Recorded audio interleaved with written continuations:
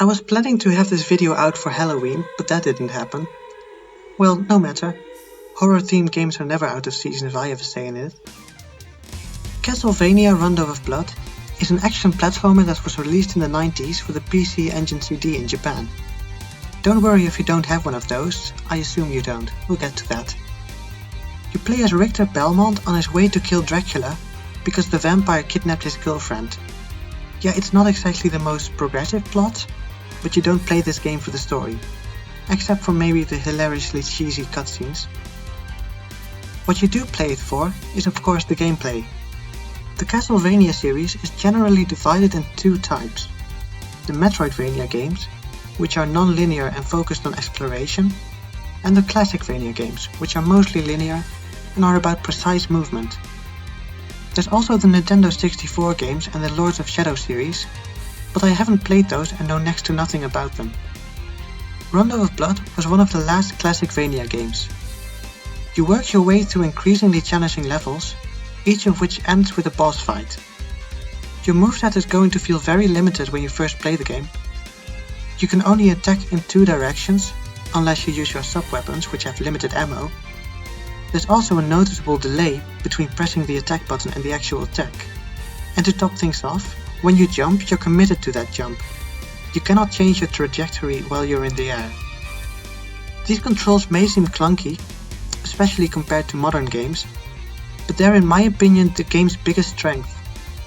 Because every move you make is such a commitment, the focus is not in quick reactions, but rather on thinking ahead and learning how to best tackle specific situations. You cannot brute force your way through a stage. This makes it really satisfying when you figure out how to get past a difficult section, because it will no longer give you so much trouble on subsequent tries, and you can move on to the next challenge. The stages all seem difficult at first, but once you beat them the first time, it won't take much to beat them again. So why do I recommend Rondo of Blood over every other Classicvania game? If you've heard of the early Castlevania games, you know they can be brutally difficult. The NES games are known for the cheaply placed enemies, which can very easily knock you into a pit, sending you all the way back to the start of the level. Rondo of Blood has the same core gameplay of these games, but with none of the cheapness. Each death feels like it's something you could prevent next time if you're more careful. It's a bit easier too. I love the NES games to death, but I've never managed to actually beat any of them. Rondo of Blood, however, felt just right to me. The levels keep getting harder, but the difficulty curve is good enough that once you get to the later levels, you feel like you could beat them if you only try a couple more times. The other thing it does better than most of the other classic Castlevania games is exploration. There are always lots of secrets to find in these games, but this time there's an entire series of extra levels, as well as branching paths within the levels themselves. To get the best ending, you need to find 4 maidens hidden throughout the game before you face Dracula. Don't worry if you have to look up the locations, because some of them are hidden a little too well. There's also Maria, a second playable character who you can unlock in one of the early levels. I recommend freeing her early on if the game is giving you trouble. She has less health than Richter, but her unique moveset makes the game a bit easier to beat. Have I mentioned the music yet? It's what you've been listening to throughout this video. Most Castlevania games have a great soundtrack, but this might be my favorite of the bunch. Some of these bass lines make me want to buy a bass guitar and learn how to play them. It's the kind of game where even if I keep dying, I can't stay mad because of the amazing music. The atmosphere is great. For example, the special music for the room before every boss, which really builds up the tension. So to whom would I recommend this game? First of all, if you enjoy any of the other Castlevania games, even the Metroidvania ones, you should give it a try.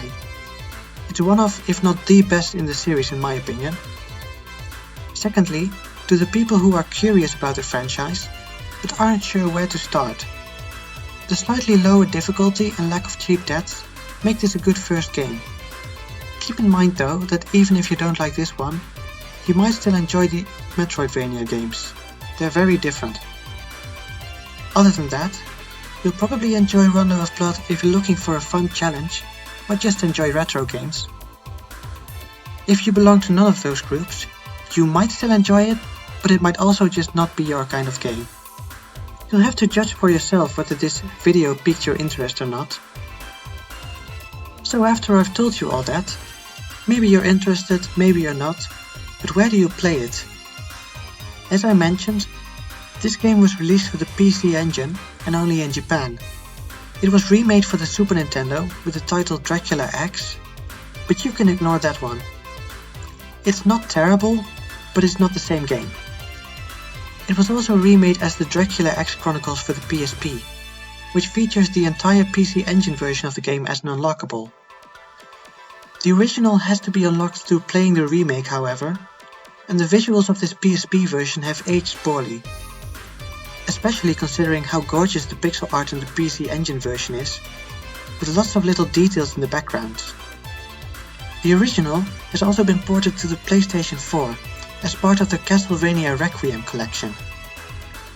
If you want to play the game completely legally, these two versions are your only options as far as I'm aware. They both come with Symphony of the Night, which is another great game and the first Metroidvania game in the series. If legality is of no concern to you, or if you're just like me and don't want to give Konami your money, there's always emulation. There's a translation patch out there somewhere, but don't worry if you can't find it. Like I said, this game is not about the story. You're not missing much, and if you're curious, you can always look up the cutscenes on YouTube. That's it for now. Thank you for watching and I hope to see you next time. I'm thinking of making videos on comics and manga too, but I'll have to figure out how first. Bye!